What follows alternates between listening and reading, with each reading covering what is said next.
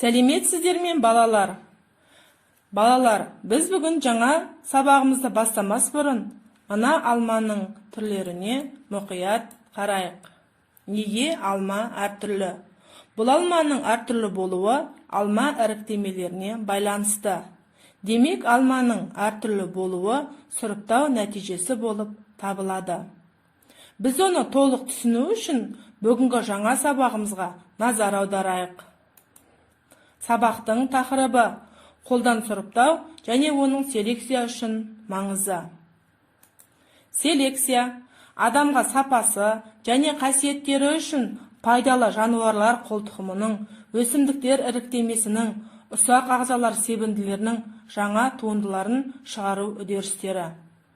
Жануарлар қолтұқымын, өсімдіктер іріктемелерін және ұсақ ағзалардың таза туындылар шығарудың теориялық негіздері және әдістерін жетілдірумен шұғылданатын ғылым. Селекция ғылымының теориялық негізі генетика. Селекция сұрыптау деген мағына береді. Селекция ғылымының міндеттерімен танысайық. Алынған өнімнің сапасын жақсарту, механикалық және кәсіптік бағытта өсіріп дамытуға жарамды іріктемелер мен қолтұқымдар шығару, ауруға қарсы тұрақтылықты арттыру, өсімдік іріктемелері мен жануар қолтұқымдарының өнімін жоғарылату. Сұрыптауды екіге бөлеміз: табиғи сұрыптау, қолдан сұрыптау. Табиғи сұрыпталу белгілі бір табиғи жағдайда тіршілік етуге бейімделген ағзалардың тіршілік үшін күресінің нәтижесі. Табиғи сұрыпталудың нәтижесінде өзіне пайдалы көптеген бейімделушілік ерекшеліктері бар ағзалардың белгілі бір түрлері мен даралары тірі қалып көбейе алады. Ал нашар бейімделген түрлер мен ағзалар табиғи сұрыпталудың нәтижесінде толығымен тіршілігін жояды. Қолдан сұрыптаудың нәтижесінде өсімдіктер мен жануарлардың адамға қажетті белгі қасиеттері дамиды. Қолдан сұрыптау табиғатта емес, адамның қатысуымен жүреді. Оның нәтижесінде жануарлардың жаңа қолтұқымдары мен өсімдіктердің жаңа іріктемелері алынады. Қолдан сұрыптауды екіге бөліп қарастырамыз: мақсатсыз, санасыз сұрыптау, мақсатты, саналы сұрыптау. Мақсатсыз сұрыптау жабайы жануарларды қолға үйрету, жабайы өсімдіктерді сұрыптау болып табылады. Мақсатты сұрыптауды екіге бөлеміз: жекелей, бір дарадан көп ұрпақ алу, жаппай, белгілі мақсат, жаңа түр. Мақсатсыз сұрыптау.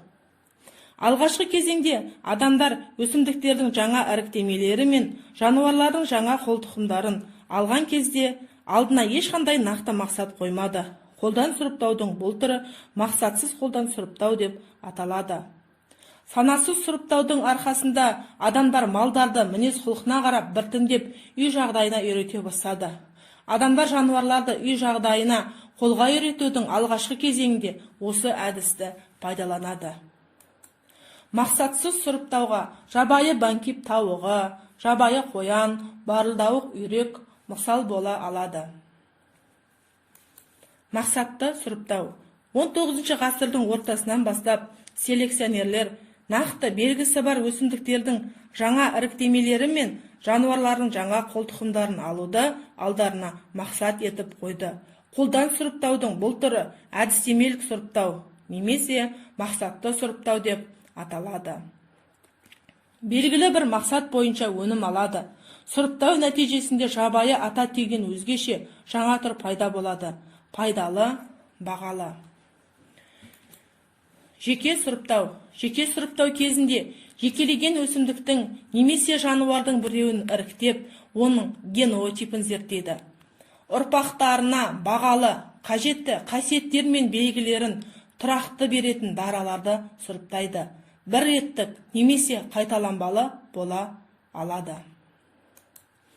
Жаппай сұрыптау. Бастапқы материалдан селекционерлер үшін тиімді белгілері бар дарақтар топтарын бөліп алу. Әдетте келесі бірқатар ұрпақта әлденеше рет, кейде бір рет қолданылады. Айқас тозаңданатын өсімдіктерде қолданылады. Сыртқы белгілері бойынша сұрыптау. Балалар, бүгінгі сабағымызды толықтыру үшін келесі бейне көрініске назар аударайық. Селекция, таңдау, сұрыптау. Ауыл шаруашылық өсімдіктердің адамға қажетті белгілері бар гибридтері мен сорттарын, жануарлардың тұқымдарын және микроағзалардың штамдарын алу әдістерін жетілдіретін ғылым. Селекция үй жануарлары мен мәдени өсімдіктердің Вавиловтың адам еркімен бағытталған эволюцияны білдіреді деген сөзі бойынша өзгеру үдерісі. Адамдар мыңдаған жылдар бойы қолдан сұрыптауды қолданып келеді.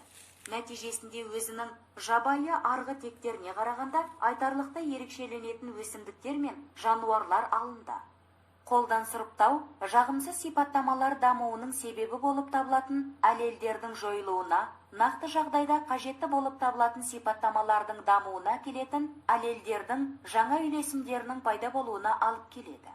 Алайда, бұл мүлде жаңа қасиеттердің аяқ астынан туындауына себепші болатын жаңа аллельдер тек мутацияның нәтижесінде ғана пайда болады. Егер бұл жаңа қасиеттер қолайлы болатын болса, селекционерлер бойларында жаңа қасиеттері бар дарақтардан барынша көп мөлшерде тұқым алу үшін осы жағдайды пайдалануға тырысады. Сонымен қатар, олар жаңа вариация немесе тұқым алады. Қолдан сұрыптау ұзақ үдеріс, және оның іске асуын бірнеше ұрпақтан кейін бақылауға болады. Балалар, бейне көрініс түсінікті болса, келесі тапсырмаларды орындаймыз. Бірінші тапсырма. Кестені толтырыңыз. Табиғи сұрыпталу мен қолдан сұрыпталудың ерекшеліктерін жазып, оның ұқсастықтарын жазамыз.